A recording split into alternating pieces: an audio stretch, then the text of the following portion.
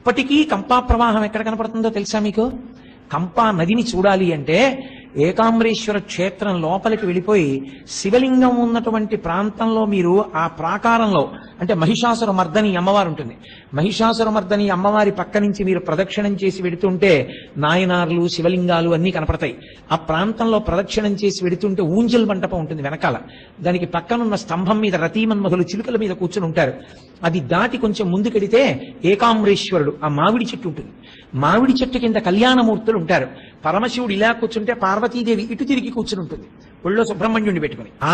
మళ్ళీ మా చెల్లెలు బావగారితో చేరిపోయిందని సంతోషంగా శ్రీ మహావిష్ణువు ఆలయ గోపురం నుంచి చూస్తూ ఉంటారు. అంటే కొంచెం వాళ్ళ పంచ పైకెత్తి చూస్తే వ్యాఘ్రపాదుడు పతంజలి కూడా పీఠం మీద కూర్చుని ఉంటారు.